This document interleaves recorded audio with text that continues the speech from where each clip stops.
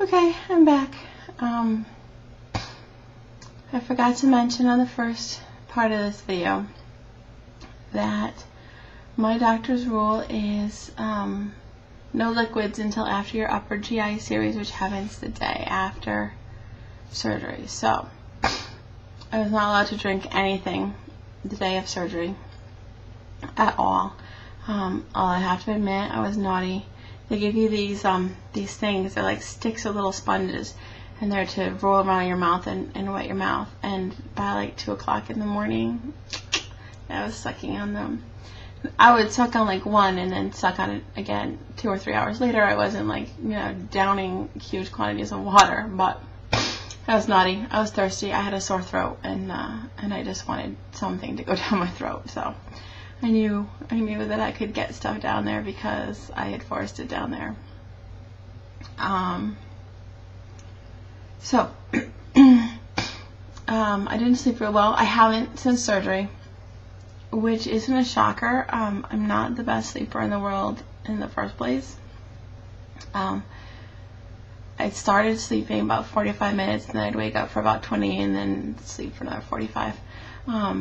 Last night I think I slept 2.5 hours consecutive, which was, pretty darn good.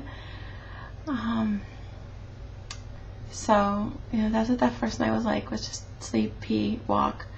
There were some really nice people on the floor that day. There was this old man in the room next door who would just yell, like he didn't want to use the nurse's button, so he would just scream. That was depressing. It was just depressing to be alone and to be nervous and to hear some guy, "I've got to pee. Don't you people take care of your patients?" But whatever. I was doing fine. I was plugging myself. I had to have my little IV, and so I would unplug it from the wall and take it to the bathroom with me, and then walk myself back and plug myself in, and I'd get out and walk around the nurse's station, and if I wanted something, I would either buzz them or go ask them. But that's just me. So, let's see, there was that, and then the next morning my husband came home. Came to get me. We'd agreed he would come at like 9, and he did. Again, I apologize for lying back. It just gets a little bit on the belly. By the way, fantastic heating pads. They help a lot. But, so my husband came, and they told me at 9:30 I was going to have my upper GI series. So a wheelchair came and took me downstairs. And at that point, I was like falling asleep in the wheelchair because I had just gotten my my injection of good drugs. But they had me swallow this thing, and it was like a shot glass worth of barium, and I don't even remember how it tasted. So it could have been that bad. I know it didn't taste good, but it could have been that horrible because I don't even remember it, a few days later. And I apologize, but this is what I do. I'm pretty sleepy. So they had me drink the contrast, and we watched it go through my band, and then they sent me back upstairs. And when I went back upstairs, they put me in a chair instead of the bed. And they ordered me some water, and I had to drink 2 little cups of water and cups. That's what they gave me in the hospital. Can't hold them. I had to drink 2 of these full of water.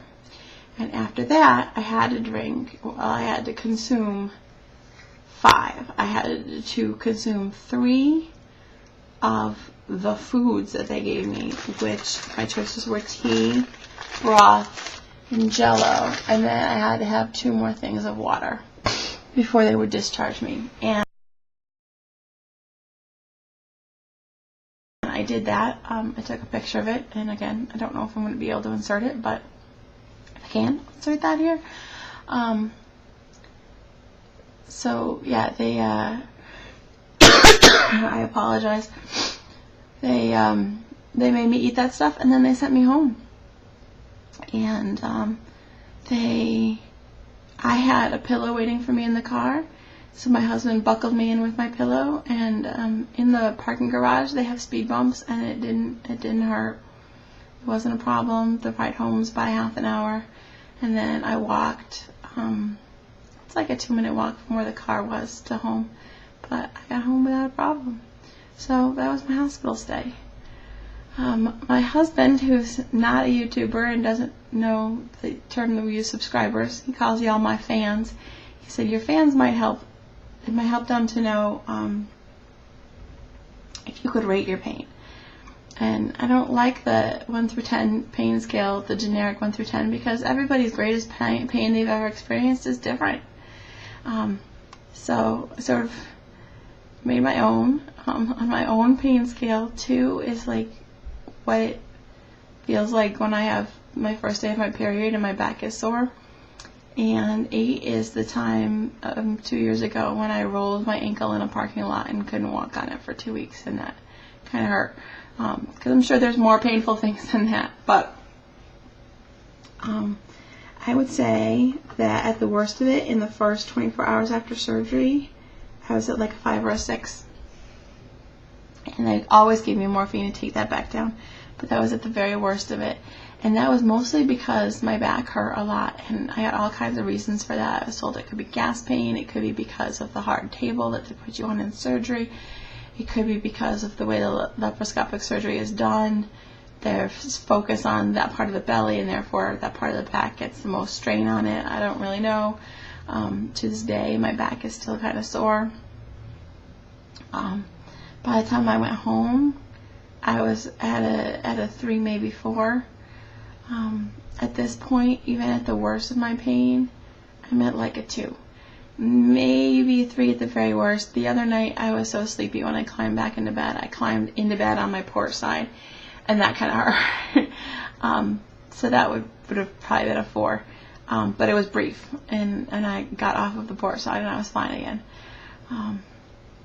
So that's it. So the surgery was on Friday morning. It is Tuesday morning, and I'm hovering at a 1 or a 2, and it's mostly just discomfort. I can feel the discomfort where the port is. I feel tightness in my chest sometimes. I think it might have to do with needing to burp, but I'm not a good burper, never have been.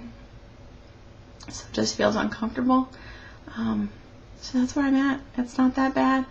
I have gone through some brief periods where I was like, I just want my body back. I wish I didn't have this stupid surgery. But they last for like half an hour. I take antidepressants, and I have not been taking them faithfully since I got home because they're gross. I have to pour them into something and then try to swallow them, and that's just not working for me. So, you know, I'm a little more apt for depression than I normally would be because I'm not on my pills. But that's where I stand, and I hope some of this is useful and informative. Thanks for watching, guys, and I appreciate all of the support. Bye.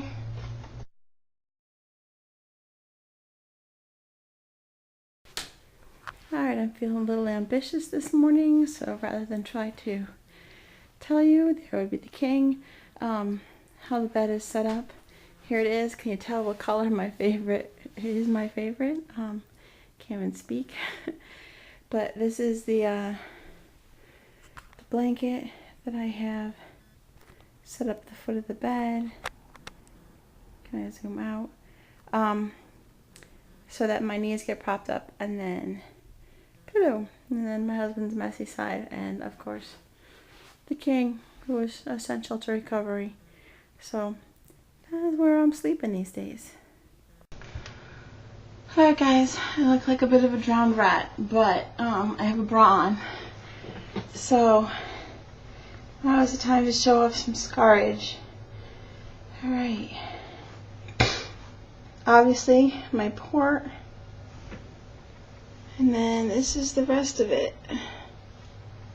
There's one. It's obviously where they filled me with gas.